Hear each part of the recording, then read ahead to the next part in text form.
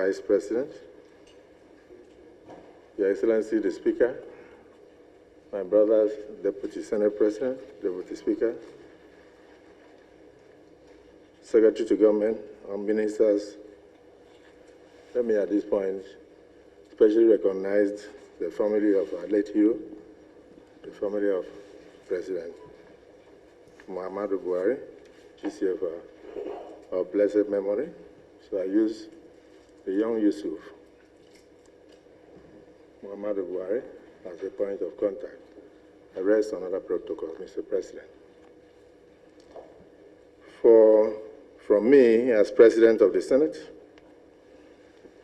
and I want to say my fellow custodians of the Federal Republic of Nigeria, there are moments in the life of a nation when she must pause, not out of routine, but out of reference.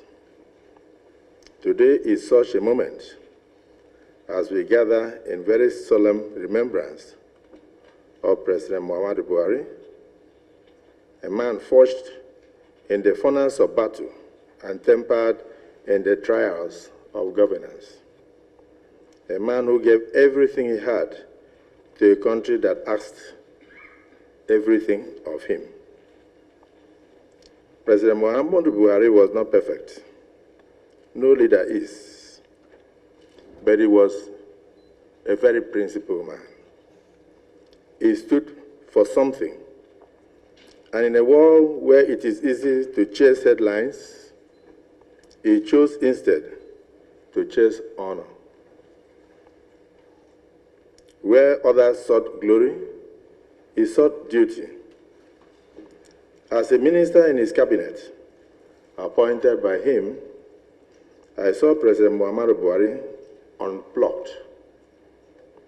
He was not flamboyant, far from it. His voice was measured, his steps deliberate, his public demeanor austere. But beneath that calm exterior beat the heart of a great patriot, unyielding, unbending, and utterly uninterested in personal comfort, but duty called. He served this nation first in uniform, and decades later he returned to serve it once more, this time in flowing agbada. Whether clad in khaki or in civilian robes, through coups and campaigns, criticisms and crises, he never wavered in his belief in the promise of Nigeria. His legacy is marked by monumental achievements, too many, too vast, and too significant for me to enumerate within the time allotted to me. President Buhari did not merely pass through the corridors of power. He left his boots and imprints in them. He believed that discipline mattered, that integrity mattered, that leadership, even when lonely, must be anchored in something greater than power. He did not seek to ride waves of popular acclaim. He walked with steadiness and often in solitude, along with the reach of national conscience.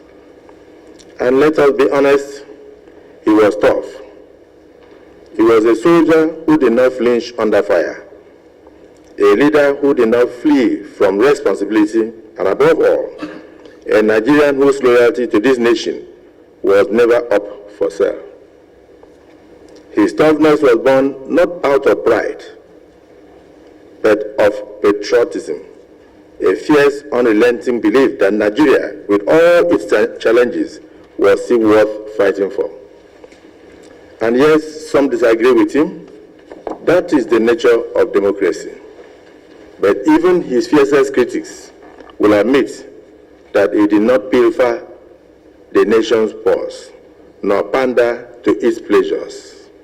He remained to the very end a sentinel of Spartan simplicity and austere integrity. His life reminds us of a truth often forgotten in this noisy age, that greatness is not always loud, and that history, in its wisdom, sometimes reserves its most solemn applause for those who labored not for fame, but for legacies. Let it be said by generations to come that a man once walked this land with a firm gait, a steady gaze, and an iron sense of duty. His name was Muhammadu Buhari, former president and former commander-in-chief of the Armed Forces of the Federal Republic of Nigeria. May God bless his memory, and may his soul rest in perfect peace. And may God bless the Federal Republic of Nigeria that he served and loved.